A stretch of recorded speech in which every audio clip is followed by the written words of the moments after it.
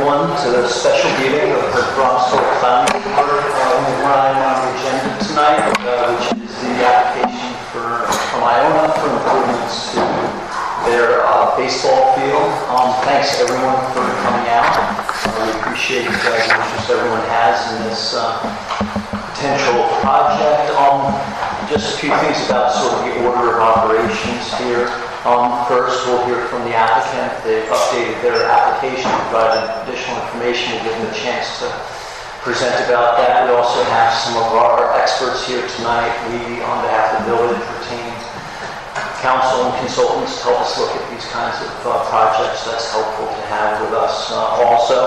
And then there'll be an opportunity for the public to be heard. We'll have a public meeting as part of this after we get through those first two steps. And we'll give everyone who would like to a chance to speak. We've also received letters from members of the community, and we can assure you that all of us read those letters very carefully. So even if you're not here in person, we always review and take those into account. I think the one thing I wanted to clarify in terms of action this evening is there has been a new parking study provided by Iona, and we will need time to review that. It didn't come in sufficiently before the meeting for that to be included in this meeting's agenda or reviewed by our outside consultant. So whatever we do tonight, I expect that there won't be final action on the application tonight, but as in the last meeting we had with Iona, I think we'll all learn a lot, and both from the applicant and from our outside experts and from the public, and that will inform this board and give us more information that will hopefully help us make the best decision here. So with that, with the meeting open, I propose we first consider the minutes from our meeting a week ago, and has everyone had a chance to review those? And if so, would someone like to make a motion? I move we approve the minutes of the last meeting. Is there a second? Second. All in favor? Aye. Okay, good. So now up to the matter at hand. If whoever wants to speak on behalf of Iona could come up to the mic and identify yourselves, and we'll look forward to your communication.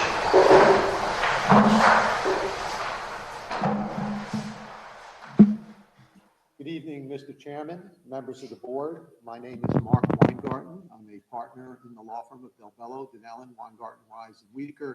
It's my pleasure to be here tonight representing Iona University in connection with its request for site plan approval to permit certain modifications to the baseball field on its Concordia campus located at 182 White Plains Road.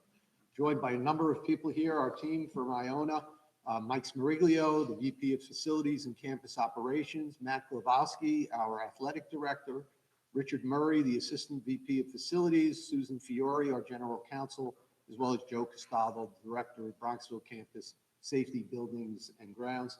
You won't hear from all of them, but they're here if there are any questions in case there's anything that we need to address a little bit later on. Seated in front is Cynthia Reynolds, who's a Senior Associate at our architecture firm SLAM, who you'll hear from in a few moments, as well as our engineers at Langen, Michael Tucker, who's the Senior Project Manager, who will also address some of those engineering issues in a few moments. As you are all aware, we know we've been before you, but we'll do it just briefly. Iona acquired the 28-acre former Concordia campus in January of 2022. And in approximately the last 3 years, it has substantially invested in that campus to make it the home of Iona's New York Presbyterian School of Health Sciences, as well as its state-of-the-art Kelly Center for Health Sciences. Iona is committed to graduating the best and the brightest who are so desperately needed in the booming healthcare field, and this campus helps us serve that mission. The campus, just as it did for its predecessor, also houses numerous facilities for performing arts and athletics. The baseball field is located on the roughly 9-acre parcel on the east side of White Plains Road at its intersection with Rose Avenue. Iona's initial discussions with the village began about a year ago.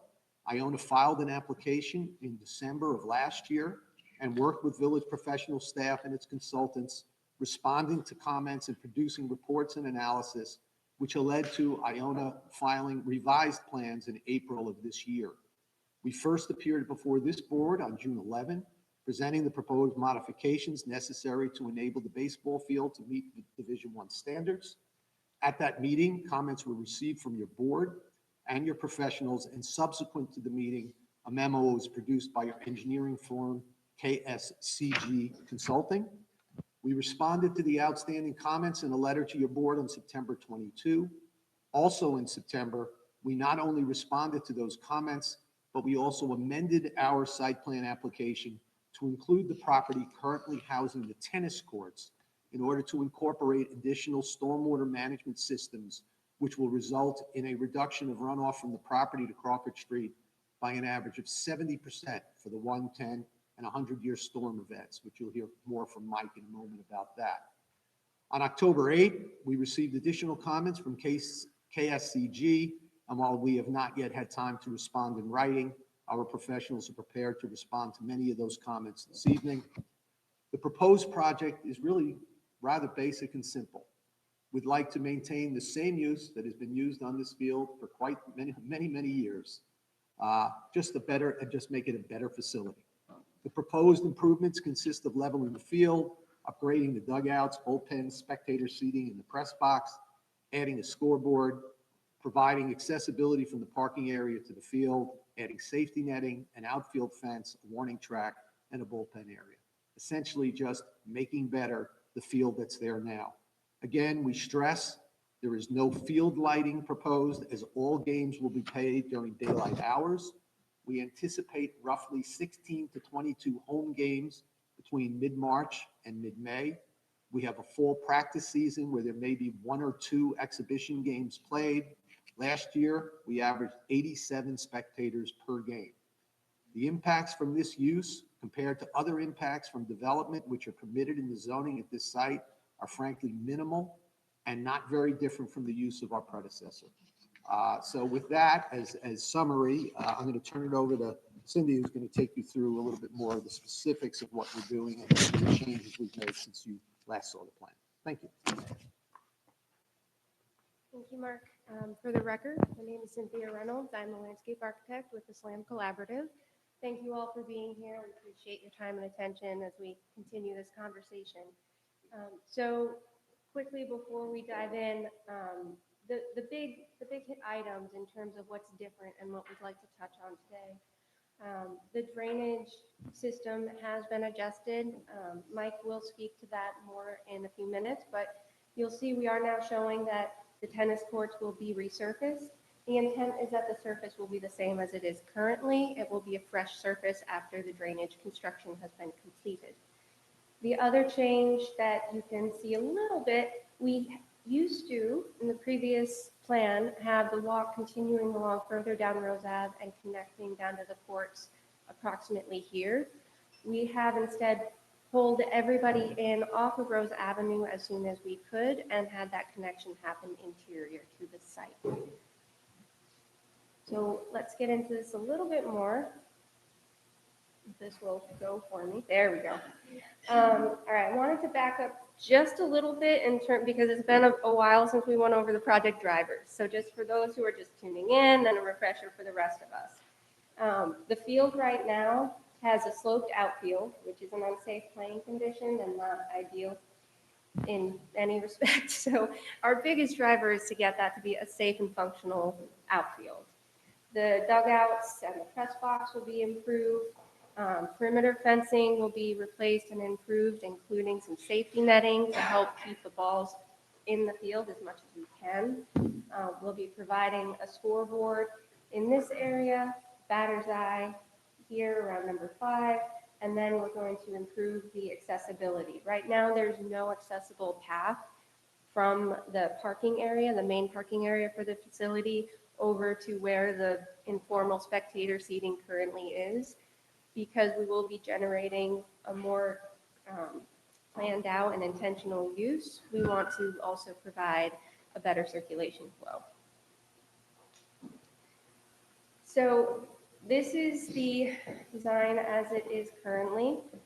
You can see the safety netting that goes around the perimeter of the field. It's 40 feet high in the outfield and 20 feet along the sidelines. Again, 40 feet around the backstop per standard. We have some new dugouts for the teams, a raised press box and spectator seating area, which will hold approximately 141 people, including 6 spaces for ADA persons. And then it also provides a warning track, which is not currently on the field and also quite important for the safety of the players. So that's my run through of the changes we're making. Happy to answer questions after we get through this if there are any. Regarding the access off of Rose Avenue, this was the previous view which we had provided looking up Rose towards the back of the dugout. And you can see the walk carries on down off the page, and it's disconnected from the lower bullpen area.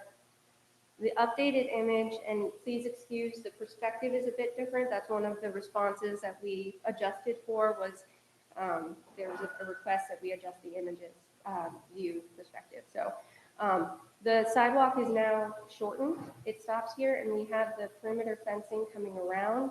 And then you can see here there will be a ramp system so that we can bring folks down to the bullpens as quickly as possible. And then the fencing with the gate here will enable Iona to better control the flow so that folks won't be able to drop players and spectators off here. If it does become an issue, this gate can be controlled. These next images were in the submission before, so it's a bit of a refresher. We did note one of the comments pertained to these trees, one of the recent comments from just the other day, that the trees are planted on the ledge. We do recognize that that's not possible. When we do these plans, we show them, and there's ledge involved, we show the trees kind of as close to where we want them as possible, and then when we're in the field with the contractors, we get them as close as we can. And that way we can get the tree placement as best suited to what the village is asking for as possible. So that's why we're showing this. This is a view looking down White Plains. So you can see the existing sign and the existing stone wall, which would be remaining. This is the view from the Stein Hall looking back towards the field. So you can see there is some existing shrubs in that area. It's a bit of a naturalized area. So whatever of that we can preserve, we will preserve. So that's reflected here, as well as some evergreen plantings, which will get taller to better screen that amenity. Moving into lighting, we had discussed before that we were going to look for alternatives to spotlights, and I'm pleased to say that we were successful. Luckily, this is the one that I really want you to see, so no one's visible. So we selected a wedge feature so that it will mount flat against the building. It will not be adjustable so that no one can decide that they want to point it up to shine somewhere else. Not an option with this.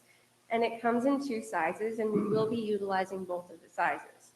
The larger will be utilized along the Meyer Center to light this path, and behind the dugouts to light those stairs and the landings at the ends of the dugouts. There will also be some that are put on the press box itself, and one to either side, small ones to either side above the door, so that when people leave the press box in the evening, the landing is well lit so that we don't have a trip hazard. Now, it looks like a lot of lights, and I am sensitive to that. We are sensitive to that. The approach we were taking here was that if we had more lights, but they were dimmer and better controlled, that the overall effect would be more of a glow and an ambiance as opposed to a spotlight. So that's the intent here. That's why you're seeing actually more than we had shown before. It's because we adjusted the fixture to have a better or less visible impact.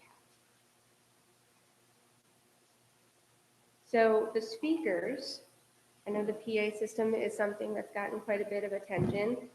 We are proposing to locate speakers for the PA system only at the seating area.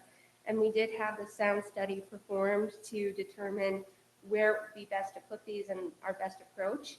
And similar to the lighting, the assessment concluded that the best way that we could get effective speakers without projecting beyond our site was to have more quieter speakers.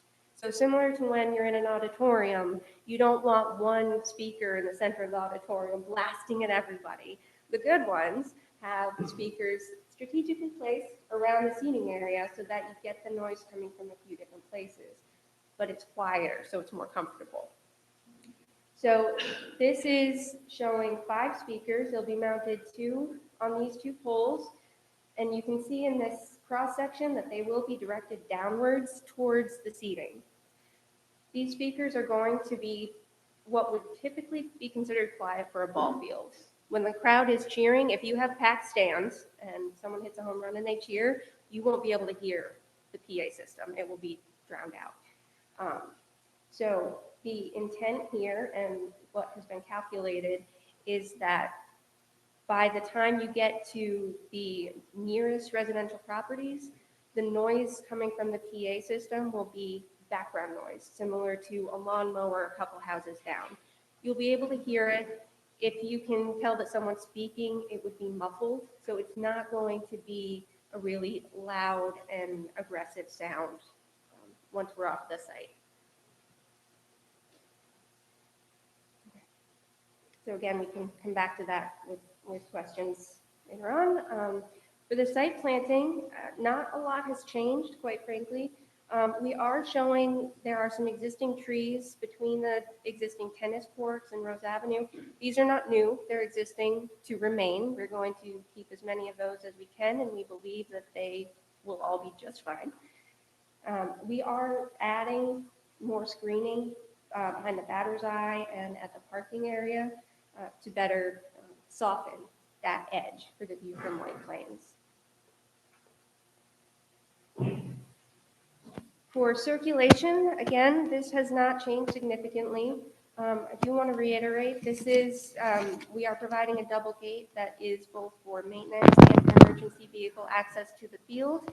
So it is proximate to the infield, easily accessed from Rose Avenue, and we will maintain open access between those gates and Rose Avenue.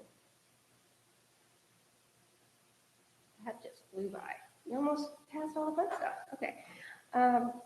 The other bit about circulation, we did receive a comment asking about if the food truck is parked at the end of the parking area, as we had indicated, would fire apparatus be able to get by, specifically emergency vehicles, but the aerial fire apparatus are really the ones that have trouble maneuvering. So that's what we did, just a quick turn study that shows that with the food truck parked at the end here, so you still have open access to the softball field, the vehicle parking areas are all still clear, and the fire truck will be able to maneuver its way down Edgewood Lane. And just, I found this and thought it was wonderful. Iona has a specific food truck, so it'll be a nice food truck even. So that about sums it up for some of the kind of big picture design changes and some of the responses we had that we specifically wanted to address in this presentation. The big item, of course, being drainage. So Mike, would you like to take it away? Sure. Good evening. Mike Tucker from Langen Engineering. We have been doing the stormwater management design. Based on some concerns we heard at the last meeting and in working with the village's consulting engineer, we've made some updates to this plan. The original plan included the drainage system for the upgraded baseball field and that infiltration system that's circled in green there that Cindy is highlighting. And then it basically went off, tied into the existing system roughly where that blue circle is, and continued down towards Crawford Street. We were at the time reducing the runoff from the baseball field, and therefore the entire site runoff was being reduced. Based on those concerns that we heard, we're now adding an additional underground detention system under the baseball field, or under the tennis courts, I'm sorry. We had looked at originally having a surface basin kind of beyond the softball field, but given some groundwater elevation issues and trying to preserve the open space on that corner of the site, we decided that putting something underground under the tennis courts was the best option. So what this allowed us to do is capture the runoff, not only from the baseball field, but from the tennis courts, the parking lot, that entire parking lot and the buildings. So all of the runoff from basically the entire impervious area from this part of campus is now being controlled either through the infiltration system at the baseball field or the detention system under the tennis courts. So this has allowed us to significantly reduce the runoff, not just from the baseball field, but from that entire part of campus. Well, the infiltration system under the baseball field is the same as it was previously. The new one is roughly the size of a tennis court underground because it fits. It's 4 feet deep. So they're like cube units, like HDPE units that are strictly just volume control. It's just a volume. So we had originally wanted to make that an infiltration system as well to, enhance the recharge, but the soil testing showed that groundwater just wasn't deep enough there to provide that separation. So, so if you want to flip back to it, sir. So this just gives you an idea. It's probably not legible from the whole room, but the blue bars are existing runoff from the site for the top one is the 1-year storm, the middle one's the 10-year storm, and the bottom one's the 100-year storm. So on average, we're reducing the runoff from the site by about 70%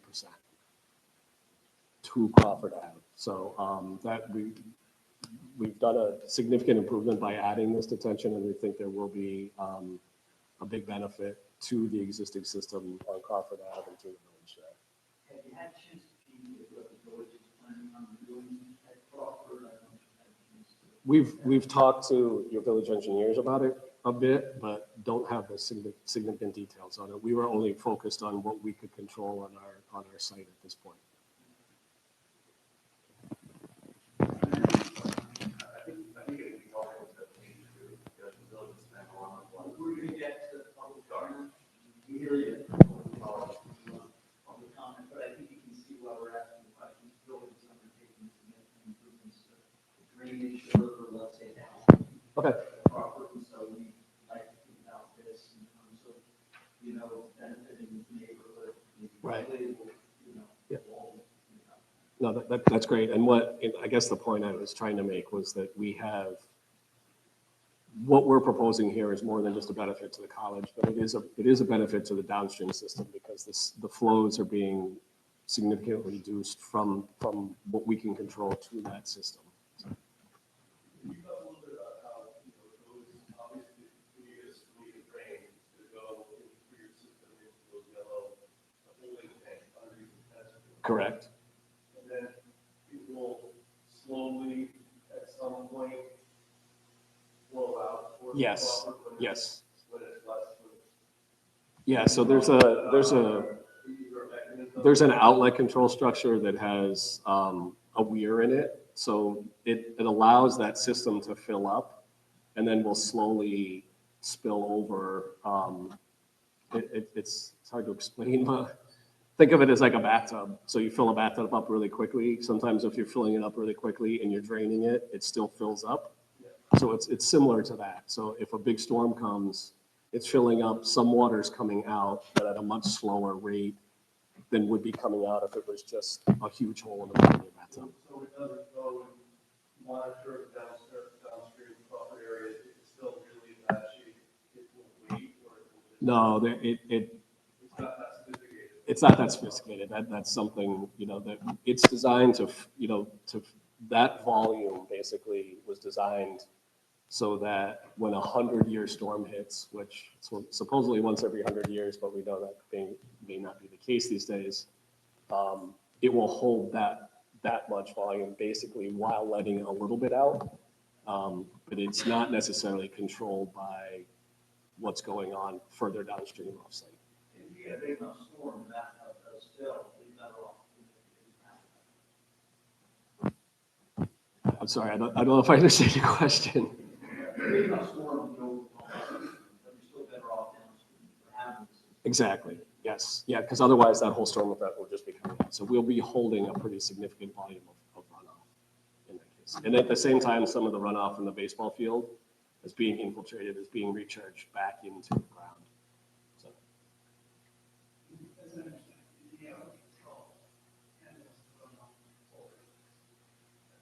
From the what? Yes. Yes, so there's an outlet control system on the baseball field that handles the runoff from the baseball field and allows some water to come out at a lesser rate than runs off the baseball field today. Then we pick up the roof runoff in the tennis courts as it heads to that underground detention system. And that's held there and controlled by that outlet control structure. Are either of the infiltration systems picking up any of the runoff water from the parking lot? Or is the parking lot just going straight into the drain? The parking lot is where that blue dot is now. That's the downstream manhole catch basin from the parking lot. We are picking that up and sending it to that. So it's flowing north. It flows directly to Crawford now. Now it's flowing to the new system in the tennis courts. Correct. So we are picking up the runoff from all of the impervious area on this site. So all the rooftops of the tennis courts, the baseball field, and the parking lots.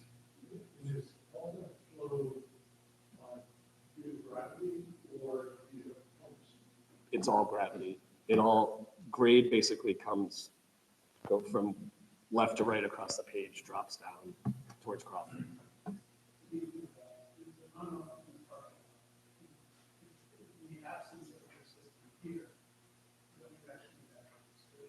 Straight, that line right there that Cindy is highlighting, it goes straight to Crawford now. Yep.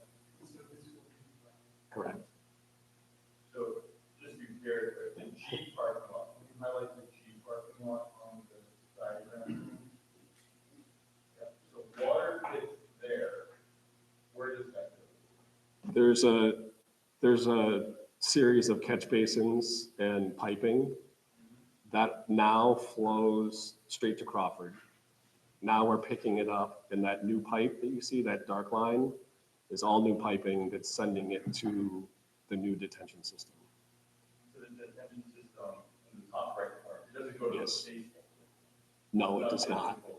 No, the baseball field one is picking up the baseball field and sidewalks and dugout areas around the baseball field. You're welcome.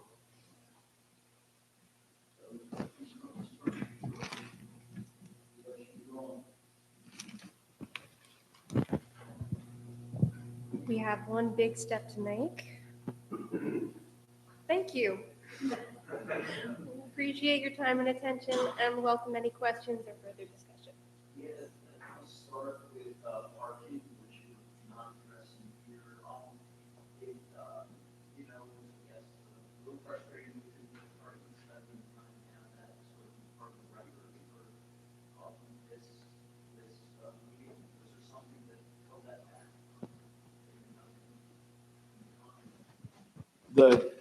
The big part of redoing the parking study was to do another count on a weekend. We did a Friday, Saturday count, but there was a bunch of holidays early in the month, which we didn't want to count on. So we counted, I believe it was the 3rd and 4th or 4th and 5th of October and updated that parking study. Holidays, it just means that, you know, we'll have to put this over a week. Yep, and then, All the work that's been done, each meeting that is helpful, and better understanding. understood. And the results of the parking study didn't change. We did count higher numbers that weekend, but there's still a lot of extra parking in and around the field to handle the expected spectators for the baseball field. Okay, so will we have our consultants with that? Yep, Study, yep. they will help advise us, but I know one question that's come up from the departments is there's sort of current level of occupancy of this campus now, and maybe a higher level of occupancy from this campus in the future. I don't know if that's something anyone who's here from Iona could speak to, or will dive into it when we get to that, once we have the parking study. But our understanding is that Iona campus currently isn't fully occupied.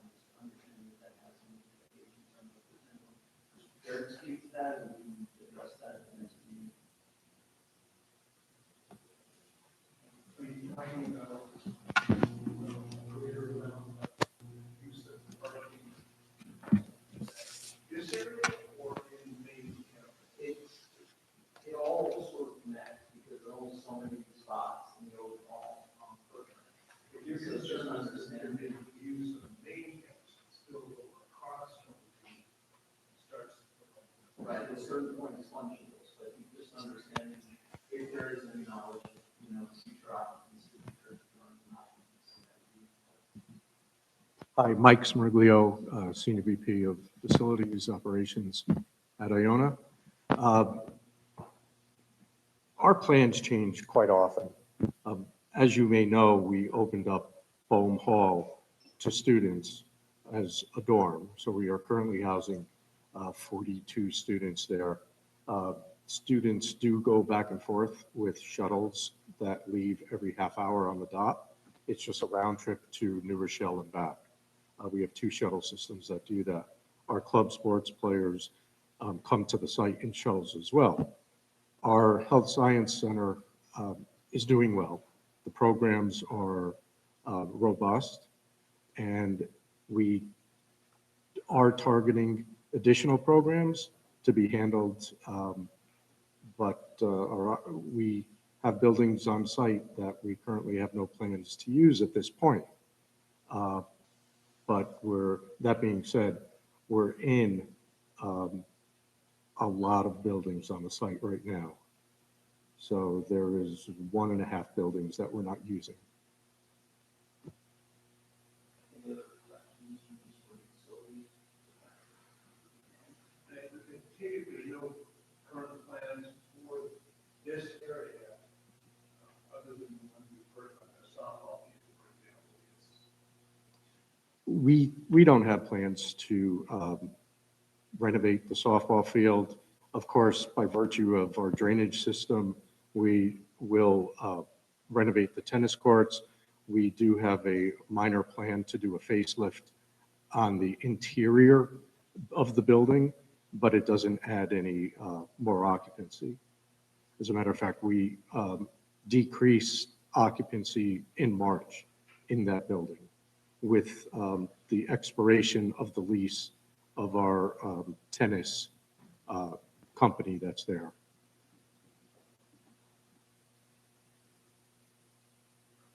Someone talked about the netting and the creation of 40-foot height, and what concerns if a ball, fly ball went over the netting, where would it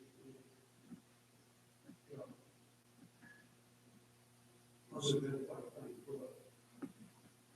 So it would, if a ball were to make it over the net, it would go over into White Plains Road, we would imagine. However, what I have to say is that Cindy mentioned before that we want to level out the field.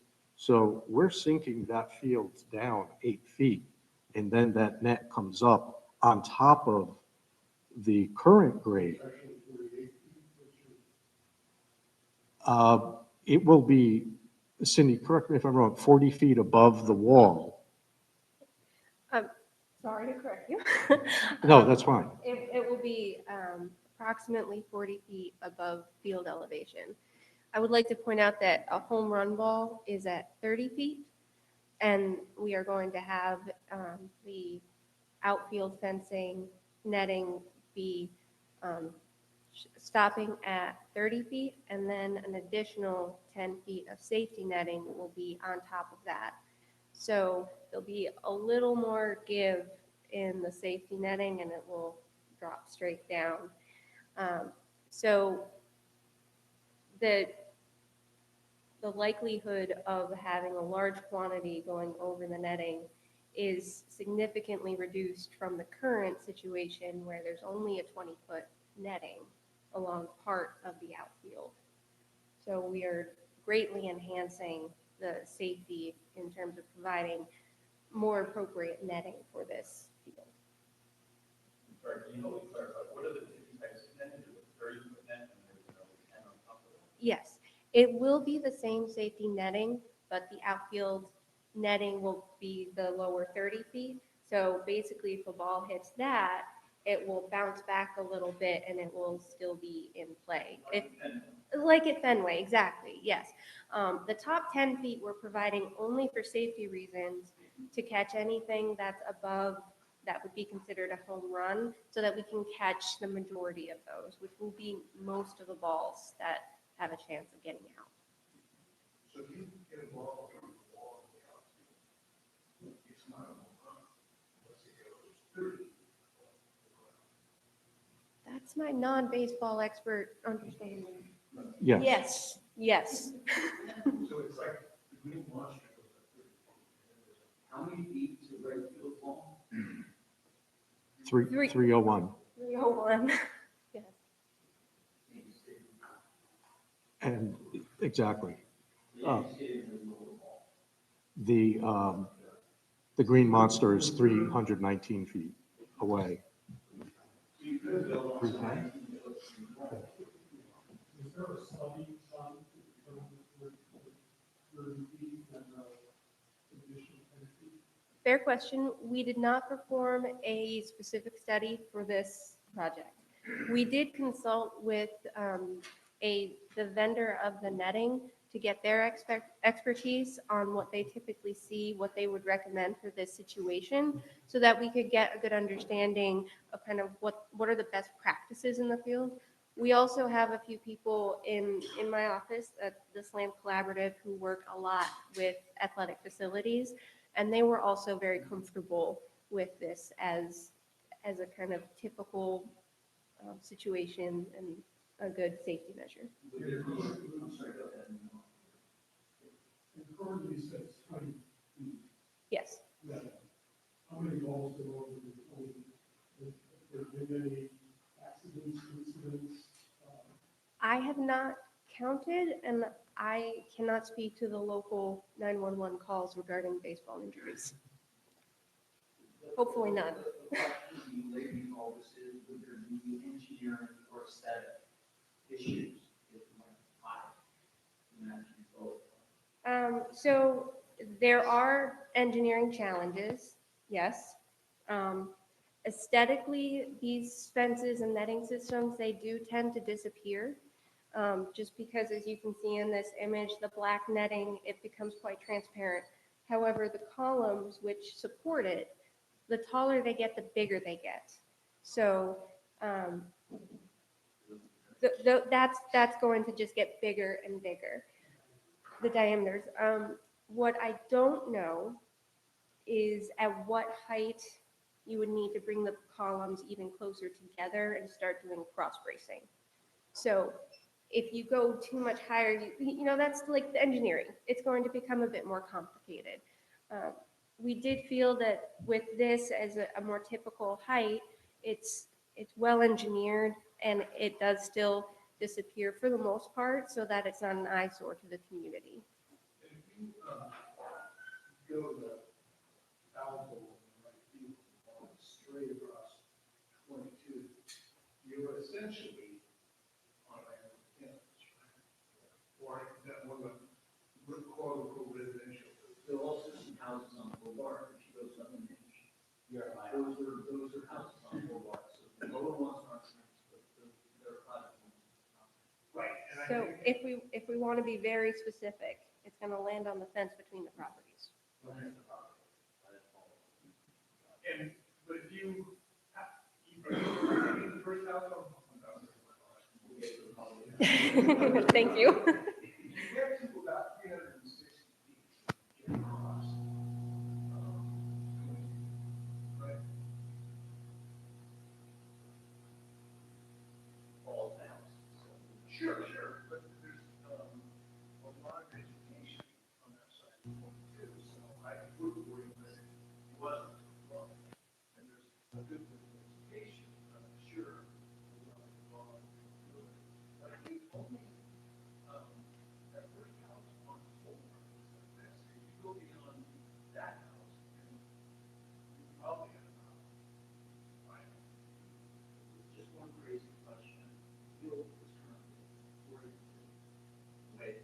It is, yes. Could it be oriented a bit more where the ball's moving on it? We Like I said, crazy question. we did, it's a crazy question, yes, but we appreciate it. We actually looked at that as well. For the field to function, and no, for the field to function, no. We are really adjusting it. We actually moved it further from White Plains Road as part of this. Not a huge amount, but we were able to get maybe 5-6 feet further away. But you can see that we're needing to kind of take in the side. Yeah, so we're getting pretty tight, and this angle is a little bit foreshortened along here instead of going as wide as we would typically like. So we did try several configurations. We wanted to get the best configuration for the players and for the neighborhood, and they had the configuration right in the first one. They just forgot to flatten the field. So going back to the value, Yes, it's better than what is currently there, yes, but it is not best. It's possible because it evolves, you keep saying the majority evolves. I do. Yep. I would. I would, so I'm not a baseball expert, contrary to this plan. There's always a chance that a ball can get over a fence or safety netting. Yeah, exactly. In Dunkin' Donuts Park, they have balls that end up outside of the park.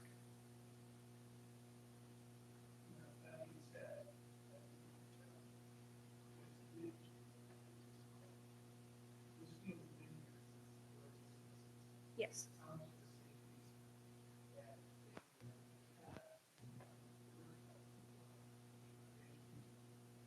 Are you asking my knowledge of the safety, or are you asking? More knowledge.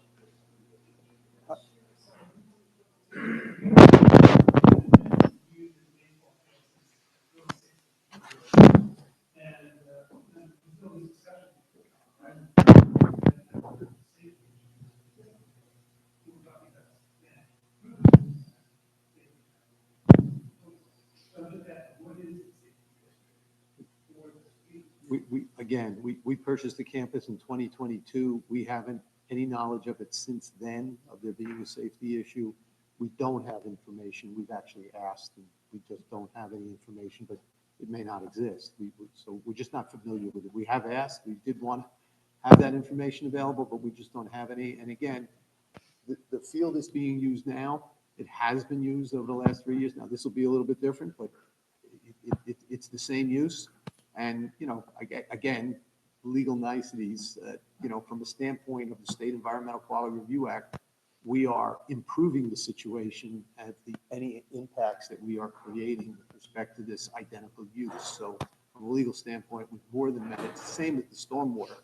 We are much more, we are improving it well beyond the legal obligation of treating the changes that we've made and the impacts that are created through our proposal and significantly impacting it and changing it to the improvement from the status quo. And that's well beyond the legal requirement.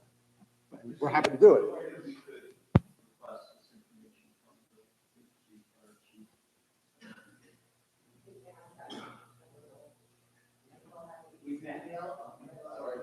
And the players have been substantially changed from recorded players to. And I was actually joking with Mike this morning, if anybody hits it over that fence under the new NIL rules, somebody's going to buy that player and take him away from Iona. They're not going to let him play there. That's a fact of life. So sorry, Mike, but that's the way it works now. –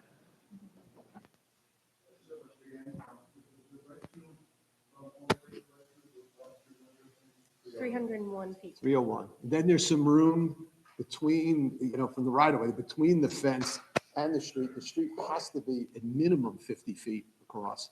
That's the state road. My guess is we can go, it's probably more, and then to the other side. So it's certainly, no question. I think, in fact, that's probably the more reasonable expectation of where there could be a problem. Because again, by the time it would get across the street, it will have landed. It will have lost most of its velocity, et cetera. So.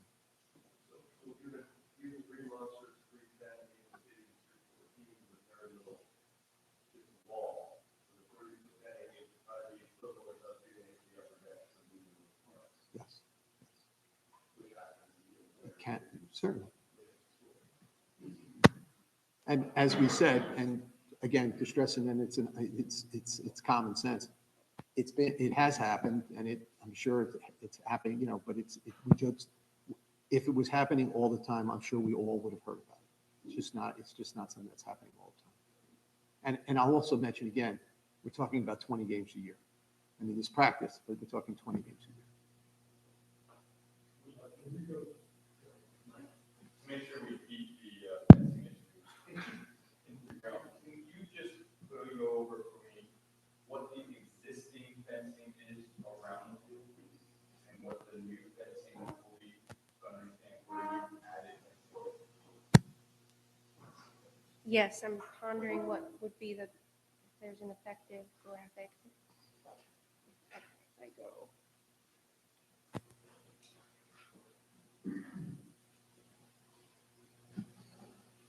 So the existing 20-foot fence is along the outfield. You are seeing the outfield fence as well, which is a more typical 6 to 8 foot chain link with the topper on it. And then there's the taller 20 foot along that field. It does not extend along Rose Avenue. The perimeter fence does, a shorter chain link, but the safety netting does not.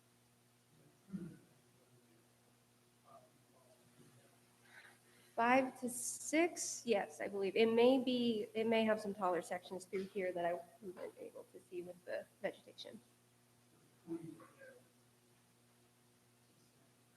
Yes. And if you move to the sound system,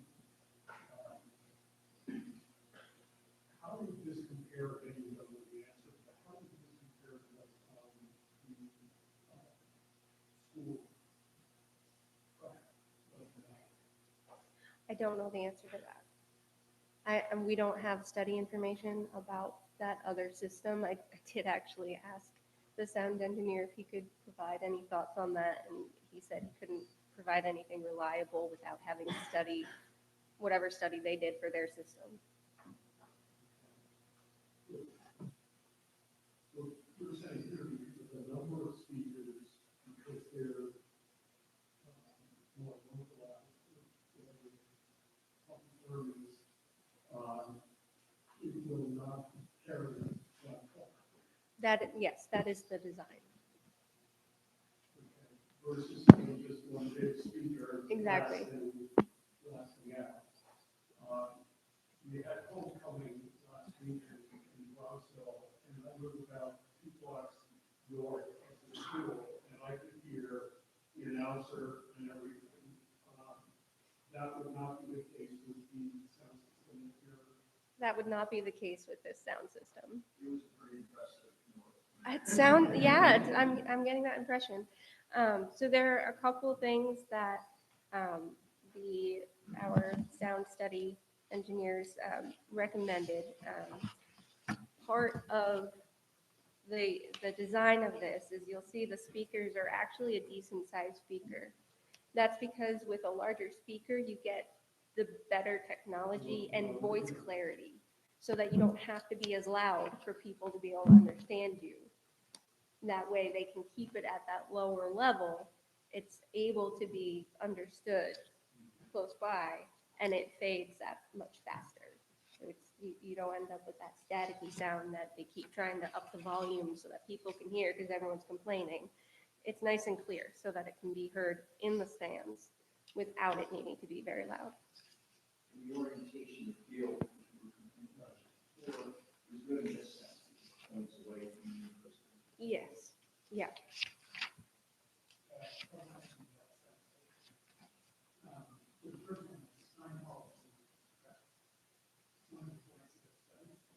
I would need to double check the map. What was the Would you question? like me to do so?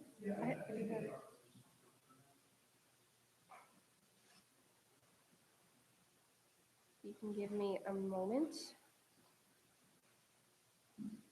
Yes, that was one of the monitoring stations was at Stein Hall.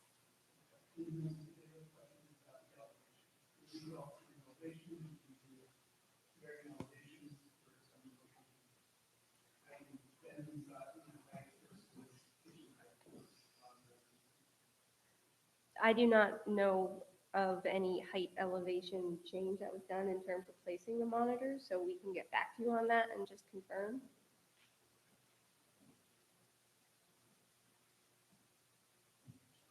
question on the field itself. You said the 20 days right here. Do you have any plans, events, or roll out the field design or local clubs or any baseball clubs in the area? Mike, you can come up if you want. I mean, we do it on occasion. We've done it with the local community groups on a request. We did it with the Babe Ruth League. It has to be the older kids because of the size of it, and because it's a Division I field, we're not going to be using it regularly because we don't want it chewed up or whatever. But if there's a special circumstances that the high school wants to do some event or something, we would consider it. If it's requested and the village doesn't have an objection, but it's not something we do regularly.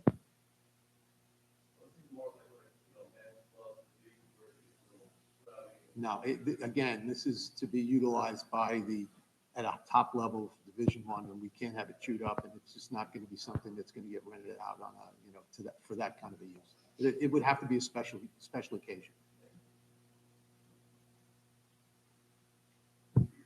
Other questions or what? Yes. Our consultant reached out to the review and that. Good question.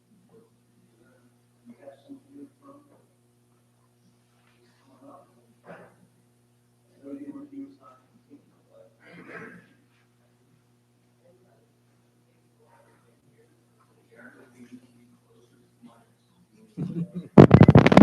Try and be as loud as I can. Rick Bolander. Rick Bolander, KSCJ Consulting. I was more focused on the stormwater aspect of the project. And our ultimate goal with our latest round of comments that were, for the most part, addressed by the project engineer and the applicant was to mitigate runoff from the impervious areas that is now currently not being mitigated, which is, from the buildings, from the parking lots. So, I don't know if you recall back, the idea was floated about, you could see the grass area just to the east of the tennis courts. The idea was floated about some kind of stormwater detention pond in that area. The Iona crew was not too keen about that, but they ultimately accomplished that goal with what they are proposing underneath the tennis courts, collecting the majority, almost all of the impervious surfaces, again, in the Meyer Center, the parking lot, and then, proposing and designing that system under there, essentially creating a pond. We also asked that they improve the stormwater infrastructure in that area, the pipes and the inlets and the connections into Crawford Street. And full transparency, our office is also the engineer for Eastchester. So right now we are working diligently on stormwater improvements on Crawford. I've done the entire analysis of that area, and it's a large area. You're talking about 178, no worries, about 178 acres of drainage area going into the Crawford Street drainage structure, and then eventually through Siwanoy, and then under the Hutchinson River Parkway. So it's a vast area of drainage. So the ultimate goal was, obviously, we can only do what we can on the Iona site. So the ultimate goal, again, is to detain that stormwater. So you get a big storm, and there's a big rush of water from that 178 acres going into that infrastructure on Crawford Street. What we wanted to do here is, you get that big rush of water. We wanted to hold our water back on the Iona property. And we are at the relatively top portion of that drainage area. So let's collect what we can, hold it back, let water from other areas pass through that system, and then we slowly release our water into the system. That was the ultimate goal. And I believe they've done a good job at accomplishing that. And I mean, there's still work to be done, but it's kind of just ironing out the design right now, and the ultimate design is in place, and now it's kind of just ironing out, crossing the T's and dotting the I's, essentially.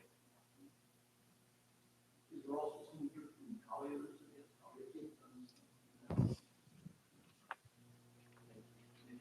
Yes, Pete Versillo, Colliers Engineering and Design. We were took a look at the traffic and parking aspects of the project, and we did have some concerns with,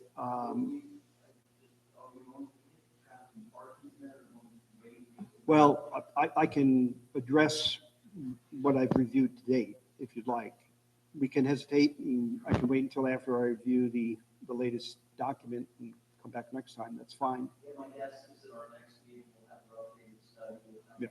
I think we also did, sound work on that. Yes, our firm also did some sound work. Maybe you can touch on that. That's not my expertise. That's a separate, sound is very different from traffic. Yes.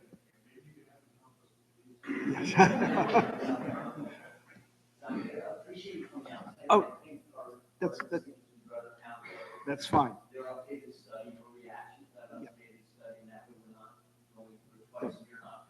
That's fine. Thank you. Okay.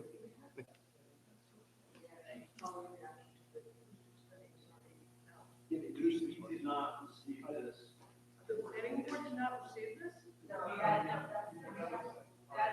That's their response to the resubmission. We just reviewed on Tuesday, we studied. We have not had a chance to review that as a new updated study. But I think you were looking at the sound study. Yes, it's only 2 pages. Right, that's, I think, Okay, but I'm going to bring this up when I am allowed to. There There are definitely issues with what we have. All colleagues here. Right, all good. All right, so any questions for our outside consultant?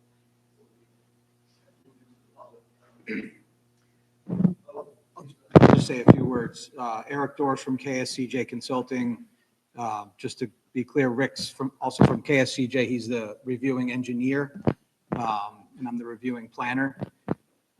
So we're looking at it from all different angles. So I just want to say, working with the applicant team has been great. They've responded very thoroughly to a lot of questions, and we've made some good progress. I would say that what's lacking is data that compares prior to proposed, the metrics to substantiate the proposed improvements in terms of planning, from a planning perspective for the record. I know it's been said that previous Concordia records and information have been hard to come by or scanned or not available.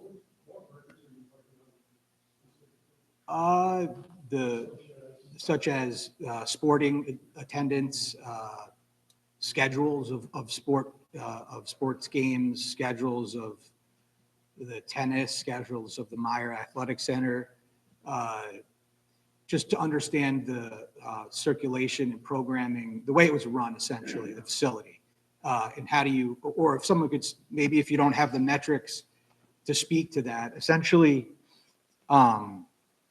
also a big gap is how the East Campus parking, I know we're not talking about parking, but the uses, the programmatic uses, the soccer program, the tennis program, the baseball program, the athletic center program. I think it's really important. A critical component of this is to see, or at least discuss or talk about how all of those program items will function together and allow for the design of the campus to function as intended and avoid any confusion with these overlapping uses or situations that you didn't plan for. So are you basically saying, you'd like to find out whether they're going to schedule tennis, soccer, and baseball? yes, yes, that's exactly one of the main points I'm trying to make. I'll cite an example of the resolution from the Village of Tuckahoe for the soccer field. They specify and cite the same amount of parking that that the baseball field renovation is citing. So essentially, they're both uses are saying they're utilizing the same amount of parking. And it is what it is. The campus is the size that it is. But what happens if a soccer game, championship game's going on at the same time as a championship baseball game? What do you do? How do you park that? How do you plan for it? Is there a management plan that goes into effect? We need to call the Bronxville PD and have them come put up cones to direct traffic. And, we have to make sure people are crossing the street safely. And to date, we haven't really seen much about that. And that would be very helpful. The applicant team has provided a lot of information and detail, and the stormwater improvements have been great to date. And really, it's moving along, but some of that information that I just mentioned has not been presented, and I think it's really important from a site planning perspective to understand previous conditions to proposed conditions, and in the event if there's any, sticks or spokes in the wheel, or a rock in the cog along the way, how do you deal with that? What's the plan, essentially, from a site campus planning perspective? I understand that for the soccer field, there is a plan in place for an officer to direct traffic on Rose Avenue for drop-off and the bus drop-off there. I just haven't seen any of that from the baseball program yet. And that was a big question that I had. Thanks, that's helpful. It sounds like the issues are, getting to an integrated plan, the issue with AAV, maybe also having both the back and the history of Concordia, so you can have a true comparison of three folks. That's right. But there may still be some extra chop. To be fair, there's no information available from Iona, I'm sorry, Concordia. That's exactly my point. I'm not quite clear as to what you would expect us to do. And with regard to the Concordia information, they're out of business. We don't have their information. I don't think it's published anywhere, so I'm not quite sure where it would get. And again, apologize for it, but to remind you, we are here to discuss the renovations to the baseball field and the impacts of the renovation to the baseball field. And while we are not preparing or requesting shared parking analysis, we are not suggesting that it has impacts. That we are providing the parking that's necessary for this use, which is a historical use and is not changing. We know the number of seats that are there. We've told you what our historical use is, and I'm not quite clear what other information is necessary in order to meet our legal obligation of what the information that you need to be able to do this. I appreciate that it would be nice to have it, but we don't have it and we can't supply it. So we would, like to move on from that. Thank you.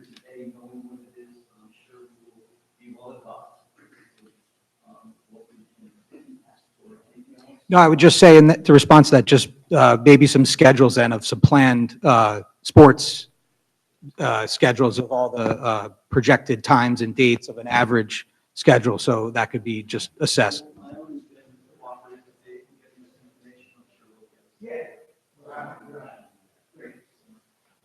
With that, there aren't any other questions. Let's open up the public meeting. We're waiting for us to get to them. We appreciate that. So whoever would like to speak from the public, please come up to the line, identify yourself. We appreciate it. Your remarks, please, about your neighbors also want to speak and complimentary points you want everyone to have a chance. Yes, hello, good evening. I'm Susan Salerno. I live on Orchard Place, which is about 2 blocks this side of 22. We're very near Concordia. And it also is about the midpoint between the Bronxville field and Iona field. Great points discussed today, great issues, some that I am also interested in. Let's start with noise levels. When there are games in the Bronxville fields, homecoming a few weeks ago, or any games, the noise carries all the way over to there. So it's not just, I can only imagine what it's like for people who live much closer, but the noise carries a lot. So hopefully the speaker systems will be much better, won't transmit the noise that quickly. And if in fact they are great, maybe we can implement them at the Bronxville as well. I know, okay, but just planting a seed.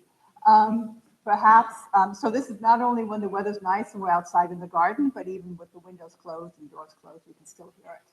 And this is again, not across the street, but near what is now Iona. Somebody, if you can just elaborate, there was some mention about the sound level would be that of a lawnmower. I'm not quite sure, I missed that. So maybe, did somebody say something about a lawnmower? Yeah, you did, which lawnmowers are quite loud. So maybe when I'm done, you can clarify that. I can just, Oh, we're sure. gonna have our noise person here next time. We don't have the person here, so the people that are answering the questions Oh, are not okay. noise experts, but we're gonna be next. This will not be last out. So we Okay. make sure our noise expert comes. My comment was anecdotal example based on my conversation with the group that did the study. So, Right. They will be able to speak more Okay, because, specifically. okay, because having something as quiet as a lawnmowers are very loud. The other thing is the lighting. There's a lot of concern about lighting, which is wonderful. And I've been in Bronxville for many, many decades, and it seems to me that perhaps every 5 years or so, there's a new proposal to add stadium lighting, whatever it's called, flood lighting, to the fields in Bronxville. So every 5 years, 5, 6 years, 7 years, we go through this whole discussion. So I'm wondering if maybe there could be some sort of requirement or stipulation that no lighting will ever be discussed again, because it's kind of a waste of time and it never really wins. The third issue is parking. I know we're not discussing that today, but. You're free to discuss it. Oh, okay, okay. You're free to discuss it. Great, thank you. As I said, I live on Orchard, which is Oriole and Greenfield and Tanglewild. And when Concordia was in operation, they had a lot of students parking on Oriole and Greenfield, and that was mitigated very nicely. Thank you very much. So there's no more parking on those residential streets. I'm hoping that whenever the parking study is done, they're not relying on or hoping to use the very quiet, peaceful residential streets for overflow parking. That would really be detrimental. So those are my three issues, and thank you very much. Thank you.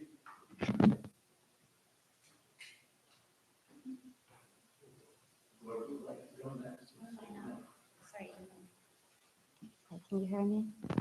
My name is Nicole Darric. Yeah, bend down. Sure. My name is Nicole Darric. I'm a resident, but I'm here really on behalf of my friend who lives much closer, will be impacted by this project. Just to say, I hear there's a lot of sentiments around this project. This is not the first public hearing that I've attended where I've heard the conversations. And I can say personally, I see that the board is asking the right questions. I commend the level of engagement. And I guess for the residents, we urge for independent studies just to verify all the claims so we can get to scientifically accurate answers around all these concerns. Now, I'm here to read a letter from Maria and Andre Sigorny, who could not be here today. They live in 182 White Plain Road. So it reads, "Good evening, Chairman Goldman and members of the board. Thank you for the opportunity to speak. We live immediately adjacent to Iona's Bronxville campus, and like many of our neighbors, we are deeply concerned about the safety and community impacts of this proposed Division I baseball facility. Baseballs are already flying out of the field today, landing in the streets, in driveways, and even in people's backyards. Iona has even posted a sign saying that they will not be responsible for any balls that cause injury or damage. That's not a solution. It's an admission that the site is unsafe. When the field upgrades to Division I play this spring, batted balls will reach speeds over 100 miles per hour and can travel more than 500 feet. No fence or net can safely contain that. I worry about my kids, my guests, that be me, or any pedestrian being struck in their own yard or on the sidewalk. Beyond safety, the village's own consultant has identified serious deficiencies in Iona's filings, missing data on traffic, stormwater, and noise, and even at just 15% campus utilization, we already experience full parking lots and traffic jams on Rose Avenue and White Plain Road. If anything is approved, who will regulate the number of events, including rentals to outside organizations? How will the village ensure that each event complies with local noise, traffic, and crowd control laws? Iona is downplaying how many people will actually come to these games and how disruptive this will be to the entire village. Once built, the burden of enforcement will fall on our community. This community has spoken loudly. Over 800 residents have signed our petition asking for accountability, safety, and transparency before this project moves forward. We respectfully urge the board to pause any approvals, demand independent verification of all studies, and require Iona to demonstrate that this facility can operate safely and responsibly before anyone is put at risk. Thank you for your time and for protecting the safety and character of our village. Andre and Maria Sigourney, 37 North Road. Sorry, that's the actual address. Yeah. Thank you. Thank you for your time.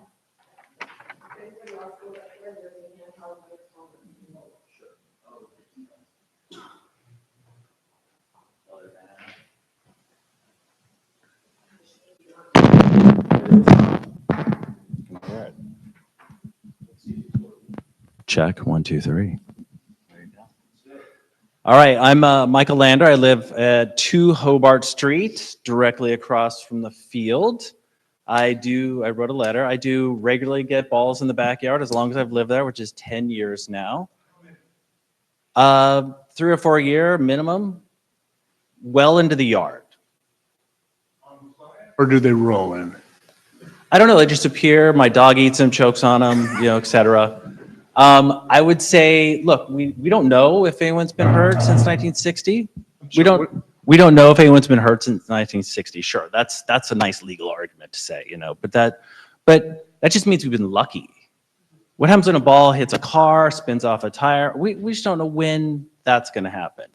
D1 players hit with metal bats. They hit further than professional athletes who hit with wooden bats, 10 to 20% further. So an average player can almost be like a pro. Now the house across from me, now there's a house in, I want to call it Concordia, Iona. They have a 3.5-year-old there. I have a 4-year-old. They have a 3-year-old. So there's now another kid even closer to the line drive. Let me make sure I cover all this here. I'll be quick. I'm not going to kill everyone here. I would say, yeah, I couldn't find any other D1 fields in a neighborhood like this. I looked, I've researched. No, they're usually attached to college campuses. They probably have a field, I would imagine. So there's no other example in the country surrounded by houses where people have yards and kids and cars driving by in close proximity. This isn't about being anti-college or anti-sports. I mean, I certainly didn't move to Bronxville to live across the street from a D1 stadium. I won't try not to talk about noise, but it is noisy. I don't mind the sound of baseball. It's nice on the weekends, kind of hear everyone cheering, but it does not need a PA system to be heard loud and clear in my backyard, that's for sure. And I would say we've been lucky so far. Let's not rely on luck to protect our kids. And someone said this kind of nicely. It's like, who does this benefit? How does this help our community? I don't see who it helps but Iona College. It doesn't help anyone else who lives here as far as I'm concerned. So please do not approve this design. Thank you. Thank you.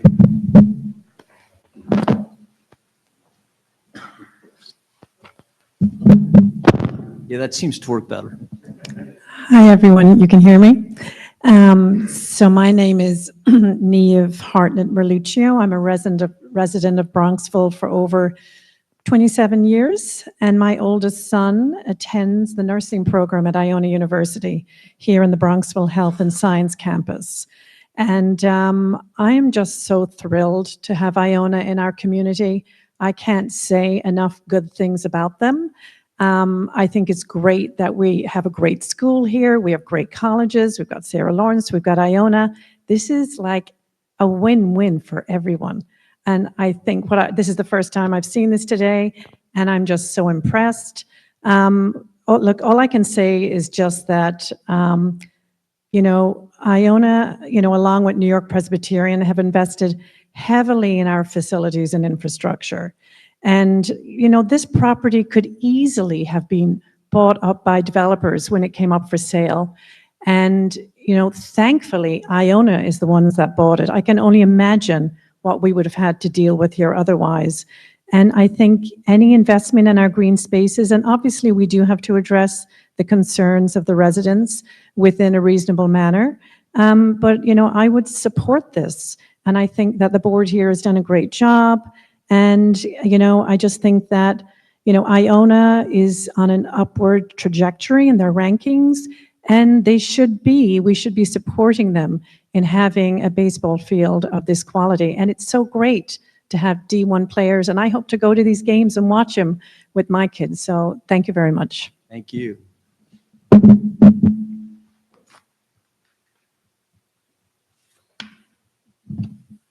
How you doing? Bill Carney, 101 Middleton Place. If you look at the map, my house is basically right where that red dot is. Which red dot? The red dot by the softball field. Yep, right there. Gotcha. You were just in my front yard. So I've lived there for 20 years. And fundamentally, I have no issues with Iona renovating the field. I think it'll be done nice. I think it'll be additive to the neighborhood. I just want to make sure it's done responsibly. I'm thrilled that they are including the drainage plan, because that was one of my major concerns. I think somebody here said, before, where does the water wind up now? It winds up in my front yard. So it's great that they're doing it. I just am a little skeptical because we have, I've dealt with more 100-year storms in the last 20 years than I care to remember. So I just really encourage you, because we're only going to get one shot at this, right? So I know Bronxville started on Tuesday taking down the dog park, and they're working on that. I just want to make sure that this is done. Like I said, we're getting one shot. So I'm just a little skeptical, because coming from the parking lot, it's going to have to make a left and go uphill to the tennis courts.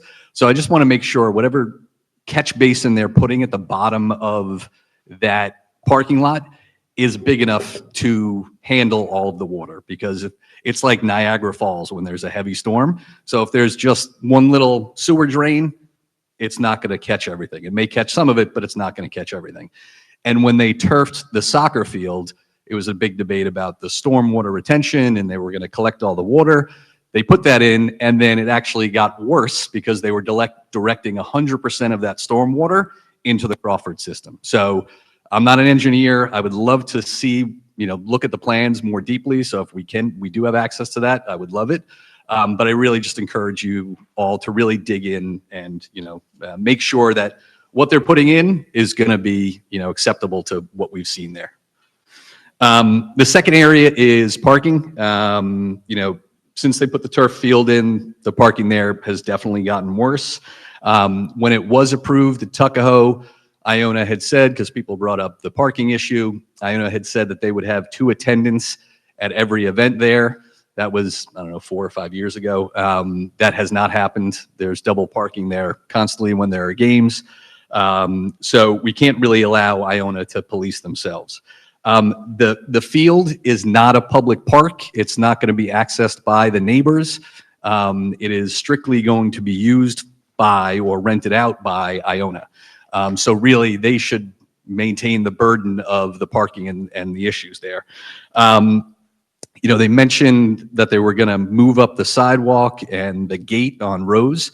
There really is no good reason to have an entrance on Rose. As I mentioned, it's not a neighborhood park. Nobody in the community is going to access it. It's going to be all Iona folks. So, if you do put an entrance on Rose, all it's going to do is encourage people to drop off, pick up, double park, put their blinkers on, and it's a kind of narrow street. So it happens all the time now. If people double park there, they put their hazards on, they're parking on the grass. So no one's given me a good reason why there should be access there. The only access that really should be on Iona's campus. There are 140 parking spots behind the left field wall there. They're putting a walkway in to access it. Like, that should be where people should be directed to park. They should be directed, come off 22, park in that parking lot, and then leave going through 22. Rose Avenue should not bear the burden of, of the people going here. And I know their attorney said that they're, just improving what's there. They are fundamentally changing it. I mean, there is not a press box. They're putting seating in for 150, I believe. Currently, it seats about 12 people. So while they may be improving it, they are kind of fundamentally changing, the access to it. So again, I just don't feel like the neighborhood should bear the burden of all of the traffic that potentially could come, and that will be encouraged by having a gate there on Rose. So I just encourage you to shut that access off and just have the only access be on Iona's campus. Thank you.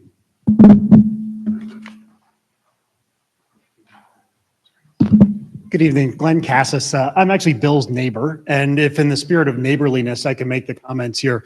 You give me a mic, I'm going to move a little bit. It makes it easier, sorry. So I live at 33 Rose Ave, which is this house right here, just for reference. The water currently will flow from that parking lot down at the south end of the facility into those homes on North Ave. So I certainly have a lot of respect and admiration for the fact that the water is now being directed away from that. But Cindy, I'm sorry, do you mind, could you go to the water remediation plan, please? That page. I just want to point out the fact, as Bill was saying, this is basically moving the water back north, and I can't help but being a little bit cynical. You'll notice that they're not actually using both tennis courts entirely. You notice how there's that little notch at the top right side. The reason for that, I can only assume, is that dotted line is the Bronxville-Eastchester town line.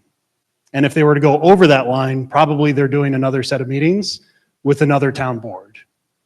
So I can't help but be a little bit skeptical that that's a very intentional choice. And given the fact that, as was noted by Rick, the remediation plan for Rose and Crawford hasn't been determined yet, or at least hasn't been approved yet. It's moving all of that water away from the homes on North, which is a great thing, but it's sticking it right there at the corner of Rose and Crawford, right in front of Bill's home, right in front of my home, and basically leaving it there. And that low point where the egress from that catch basin is on the Crawford, that's the low point for the entire area. That spot right there where it crosses on the Crawford is the low point for everything, where it floods first. So I just think it's really important to understand, again, in the spirit of neighborliness here, Eastchester and Bronxville are participating together to drain the dog park, which I think is a wonderful thing. It's great to move the water from the neighborhood, but until we're moving the water from this entire area, you're really frankly transferring risk from Bronxville onto Eastchester residents, which is a little bit frustrating as currently stands. I also just want to note one last thing on traffic because it hasn't been said yet. That Rose corridor and the Crawford corridor is where all of the school buses go for Cottle Elementary School. So when we talk about traffic along Rose in particular, and Bill mentioned, there's no need to have a gate there, especially now because the tennis facility, which was public, is being closed in March, right? So that's now all Iona property. Any traffic buildup on Rose, if you're talking about 3 o'clock in the afternoon, that's school time. So all the buses for our district need to go back and forth out of there. And so I'd really appreciate any consideration when we get to the traffic components to just think about that piece too. Thank you. Thank you.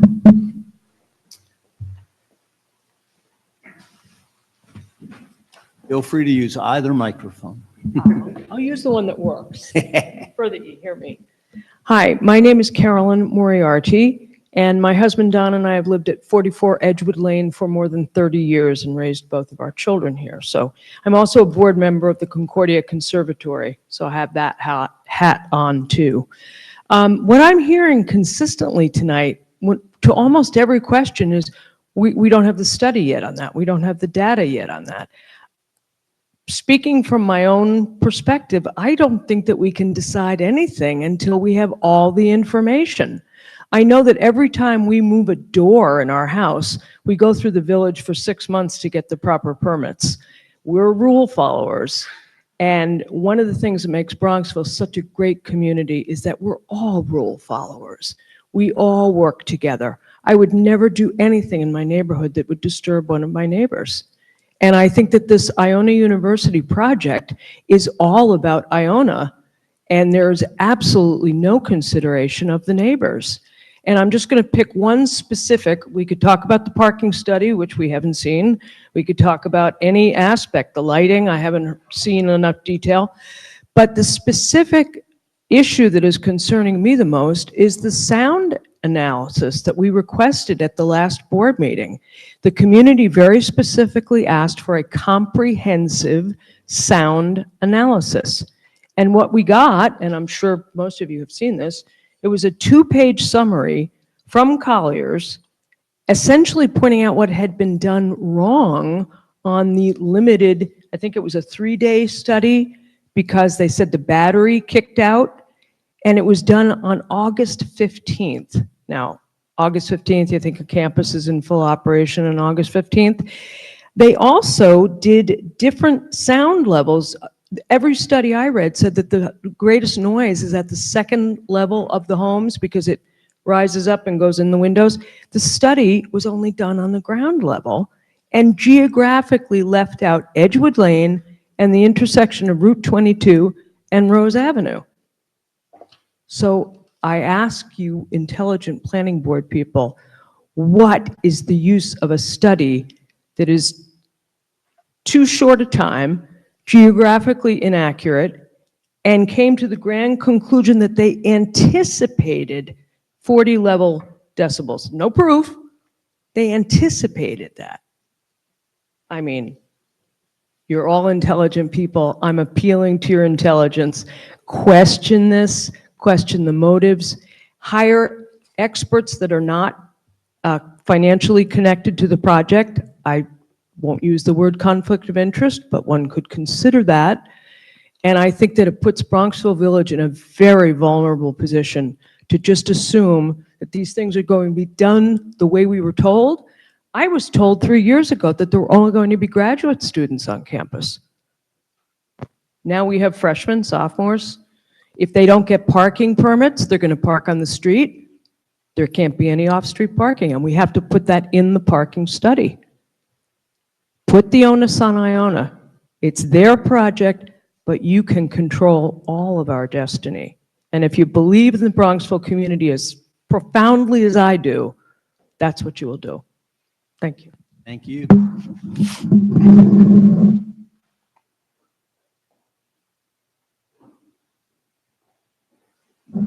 How you doing? Jim divorced up at 45 North Road, so neighbors to a bunch of people that have spoken.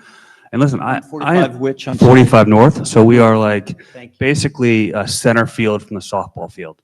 Yep. So if one side of Niagara Falls is Canada, we're the U.S. So we get a lot of flow down there of water, and like I think a lot what I'm hearing tonight is just a lack of coordination. You know, myself and our neighbors have spent the better part of the last 24 months working with the town of Bronxville to enact the Crawford drainage plan, and it's going forward. Amazing. It's going to be great for the community. But if there's not a coordination of what Iona is doing here with that program or that renovation or that project combined with what Eastchester's doing, you know, what are we really talking about? Like I look at these studies, and I'm not an engineer, and I can't tell you which way the water will flow. It'll flow up, it'll flow down, how much these catch basins are going to help. But like from my limited experience, catch basins they're like somebody said a bathtub, and that's what they are, right? They fill up and they dump out. So it would be nice to have one of our engineers, AJ or someone like that, take a look and see, you know, where the water is currently flowing, where this will change the water to flow, and how many gallons it will actually mitigate. Because my sense is it's less than any of us listening to 70% think it's going to be. So I really think, and you look back to the work that was done on the soccer field, and somebody mentioned it before, that was supposed to mitigate flooding. It's been an epic disaster. I mean, anyone that drives down Rose when there is a large storm sees the, you know, stormwater coming from the ground, 4 or 5 feet of standing water. So how does this interact with that water, and where's that all going? So like, I mean, I think one of the suggestions was to use a softball field as either like a retaining pond or something like that. And the response in Iona's response was, you know, we're not going to do that. So I don't know why that's not an option, because, you know, keeping that as green space, making it a retaining pond would help everyone in the area to really no detriment, at least that I can think of, and probably not that much of an additional cost. So I really think we need to be coordinated. I mean, like from my perspective, I'm happy to see a nice renovation to the baseball field. Be happy to take my kids to watch games, but just want to make sure it's done in a manner that doesn't increase something that we're all trying to mitigate at the moment, and that is the flooding. Thank you. Thank you.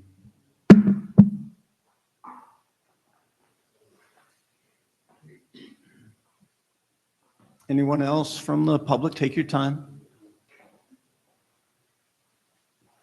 Hi, good evening. My name is Shayna Dvorstep. I'm Jim's wife. He forgot one thing, so typical Jim. I just, after listening tonight, one thing I just came to mind, and I know tonight was not about talking about the parking and the traffic, but my kids did go to Chapel School, which is on that map. I think we all know it shares the parking lot, and there are times during drop-off and pickup that the traffic does line up on Route 22. So just something, to be aware of and to keep in consideration. If you have a game starting at 2 and there's young kids coming out to get into their cars, it's probably not going to be, the safest idea. So just something to keep in mind. Thank you. Could I ask you a question? The question is for them. Yeah. What time is drop off and pickup at the Chapel School? It depends on the day, and it depends on the age of your child. So If we can get you to the mic for 1 second, just yes. for all those people watching. Yeah, this for all one's those probably the people best. Watching at home.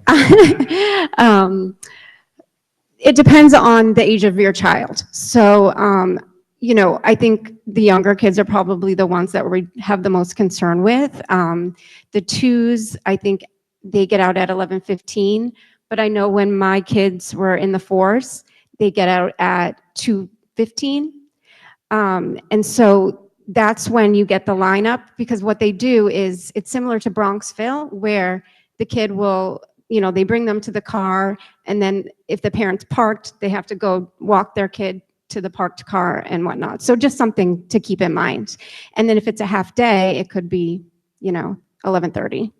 But your concern is with the later one, 2:15, because that's more likely to overlap. The 2:15 on a regular basis is when it backs up on 22. Correct. Thank you. Yes. Appreciate that. Sorry, that was a long answer. Quick question while we're at this for the Iona folks. Is the Chapel School is independent and has nothing to do with Iona, is that correct? Thank you. It's not on your property. Thank you. And do you have to, this is a stupid question for anybody who lives in that area, so I apologize, but do you have to go through the facility parking to get to the Chapel School? Is there that overlap? My kids went there too. I can answer this question. So no, you actually enter the Chapel School just below that line, but then to exit the parking lot, you have to loop back through the Iona lot that's pictured here, or you can turn right onto North Is Avenue. it kind of a one-way loop? Is that? Yeah, so you go in, it's a one-way road into the then church/chapel exit. school, and That then way you you can have flow. split either going right to north, which is down on the picture here, or left and back around through the Iona lot back to Route So 22. 1 down, 2 out. Yeah, most people, well, I'd say most people, many people turn left, because if you're going anywhere north or back towards Bronxville, Eastchester, whatever, that's going to be the logical way out. So it's not a parking issue, it's a congestion issue. Yeah. And does the Chapel School have any effort made to direct traffic, or do you just left to your own devices? I guess I can't really ask that because they're not here. Okay. I think there was still someone else from the public, or, yeah, please.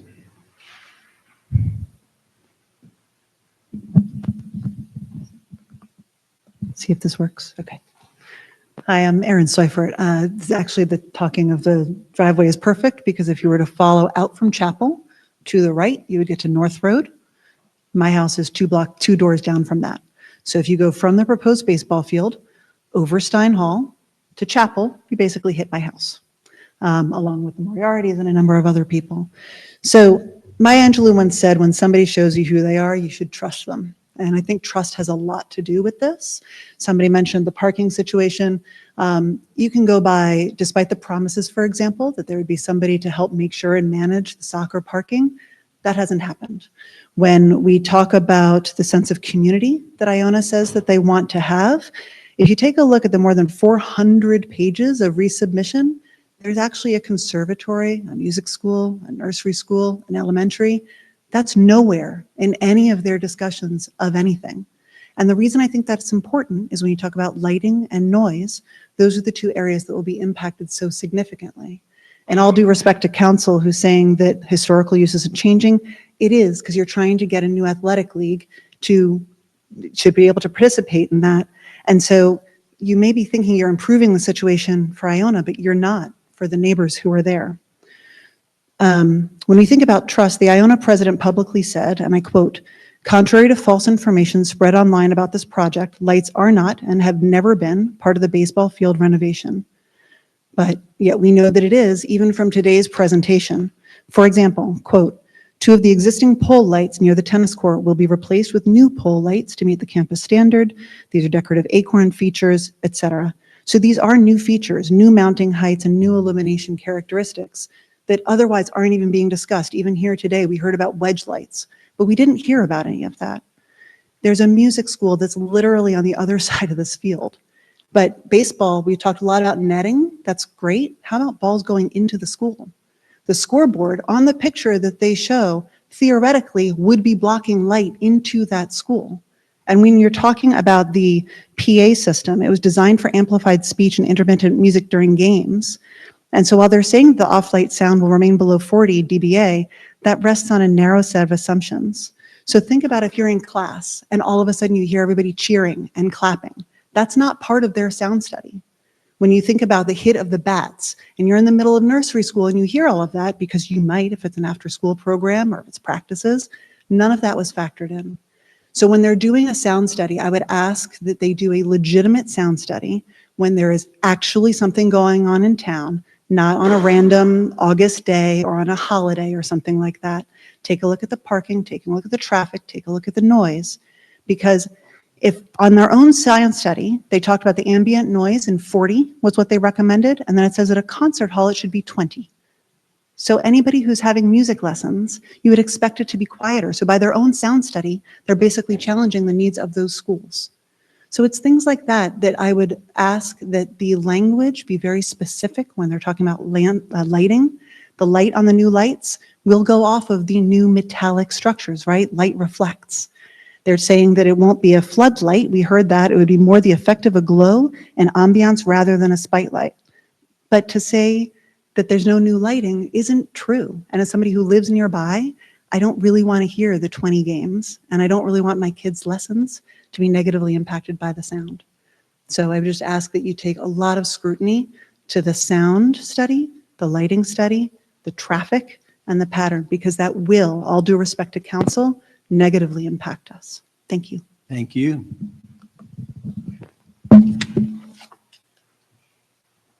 Anyone else from the public before we close the public meeting?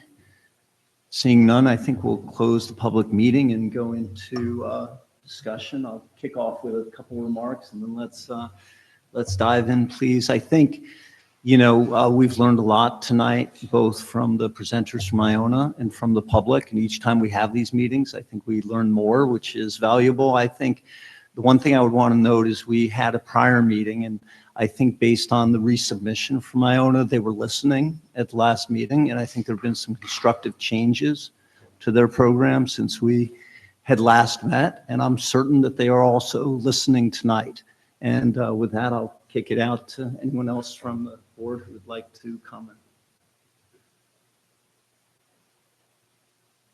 Is it fair to ask a follow-up technical question at this point, or are we? You betcha. Okay. The floor is yours. There's been discussions of the sound study, and my understanding of the sound study is that it was meant to establish the level of ambient noise at the time of the soundings. Is that correct? Yes. Yes. So if you did it on a quiet August day, you would be understating background ambient noise. Is that correct? Would someone from Iona want to go to the mic and respond, please?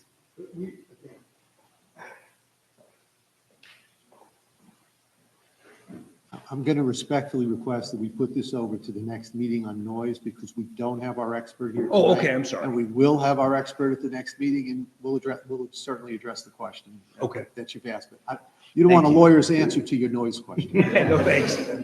Well put. We did close the public meeting. Yeah. I just wanted to make sure that it was clear that the sound analysis that was done is not adequate. I wanted- I think from your comments, we understand your perspective on that, definitely. We heard you. Yeah. Other discussion here at the board at this point?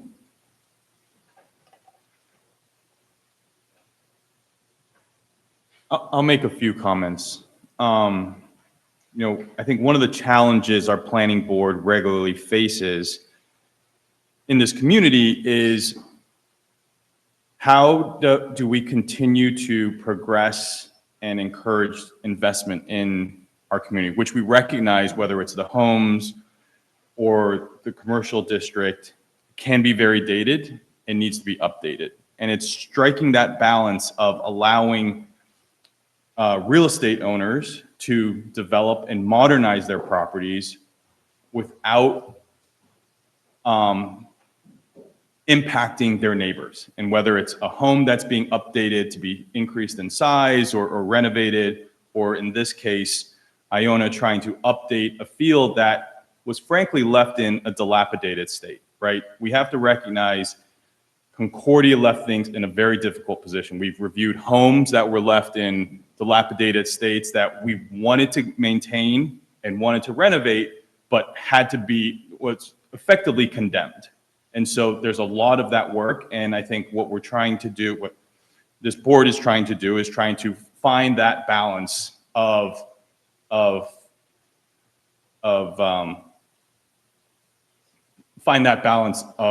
between all the parties involved. I think the other thing I would say is on this project, we are reviewing a number of issues that are of a focus. I think it's been very clearly noted that it has to do with existing water issues, which Iona is partially responsible for the water on its area, but we recognize there are water issues down Crawford that are being attempting to be addressed by the village. There are substantial traffic issues in the area, whether it's on Rose Avenue, getting access. A third would be, so those are existing issues. There are new issues that are with respect to increased noise and sound pollution.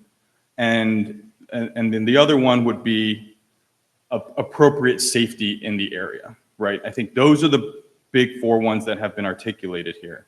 The last thing I would note is questions that I have for Iona going forward that would be important information for the next meeting. I think, and I'm just going to state them here. One is understanding what is the requirement for a Division I field to have a PA system. Is it a requirement to be part of a Division I school or not? Second is really trying to understand what the traffic circulation will look like out of the G parking lot. Having been in that chapel school, I think we noted you can either go right to north or you can turn left back into the Iona lot to go back out onto 22. And out of 22, technically you can only turn right. But understanding those traffic flows and how Iona plans to manage that would be helpful. I think the third would be a signage plan about where to park. I think consistently we've heard there are issues around where people should be directed to park. There is no direction today. Everyone just naturally sees rows. So understanding, and that goes to the circulation concept. And the last one would be understanding what the construction footprint looks like over the 8 to 10 month construction process. There are numerous students, there are residents in the area, and people in the conservatory. So understanding how that footprint changes over time with trucks, vehicles, and that it won't overly impact or endanger some of those young residents in the area would be very helpful for me. Thank you. Please, go ahead. I'd like to find out more about, the comment was made that there was widespread opposition to what we're talking about tonight. And 800 signatures from Bronxville residents. Are people opposed? No way, no how are we going to go along with this a renovation of the baseball field? Or I heard tonight a number of people saying we're not jumping up and down, but we would support the renovation of the baseball field as long as things were done correctly, as long as there was coordination, as long as there were the proper studies done. So I don't. What is it that people sign? The reference was there's an online petition that was put online that people can put their names on. Does the petition say? It outlines a lot of the issues we've heard. They reference stormwater runoff, parking and spillover and traffic, pedestrian safety, noise and light pollution. Well, I would speculate that each person who signed the petition has their own perspective on this. And we can look at the wording of the petition. Is it online? Is that what It you're saying? is online. Okay, we can check that. Oh, okay. But if we all have received the letters that have been sent in, I would go by the letters that have been sent out to you guys. Also, Yep. I think directly from the residents, I think that's. And I think, many of the letters have been very thoughtful and thorough. And, I think the planning board here really appreciates that the information that we're getting back from everybody. So, but I do think this is something that, we can address the studies, we can address a lot of these issues generally to get most people satisfied with where we are with this. Other comments? Did anyone want to add anything further? I think my comments are already have been addressed, that we're putting the diligence into this. We're looking at the study seriously. We're using the consultants that are available to us. We're asking questions. We're making as many public sessions like tonight is a special session. So we're treating it seriously. We were here a week and a half ago for a regular session. We're back. So I think that, you should have confidence that we are taking the time to really dig into this and make sure that we are striking the balance that Michael called out. Michael, is it appropriate to discuss the timing of the process in the sense, not so much in days and numbers, but the sequencing? Because I think it'd be useful to know when we can make the notice of determination of significance, what we need to get from other agencies, and when that's expected. Yeah, we have counsel here who could comment. My understanding is that we are the lead agency on this, and so we take the first step in this process, but perhaps counsel could come to the mic and speak to the process. The handheld is much better. Jim Stout, Village Council. So I think what you're addressing is what we call the secret process and the timing of the secret process. Under the secret process, you have to make what's called a determination of significance. My understanding is that in order to do that, timing-wise, you cannot do it until 30 days after there was a circulation of what we call the lead agency notice. So at a previous meeting, you declared your intent to be lead agency. That declaration and the application materials then had to be circulated to what we call all other involved agencies. There are a number of other involved agencies, your own zoning board, the New York State Department of Transportation because of Route 22, et cetera. Once that circulation is done, 30 days have to pass before you can make any determinate, before you can make a secret determination. I don't think those 30 days have quite passed yet, if I understand when the circulation was done, but I think they will have passed by your next meeting. Okay. So that's a lawyer's answer to, I think you would be in a position to make a secret determination, not tonight, but you could make one anytime beginning with your next meeting. And the Counsel for Iona, is that your understanding as well? Yeah. Yeah, I saw in our engineering review today that the circulation of the secret materials was done in the last, it's in our engineer's review. I can pull it out. It was done. You looking at it, fellas? It says when the circulation was done, but quite sure by your next meeting. October 2nd. Yeah. Okay. That all computes. Yeah. And the sequence from here, let's say that at a future meeting, we approve a program. Does it then go to zoning? What are the steps beyond planning? Right. So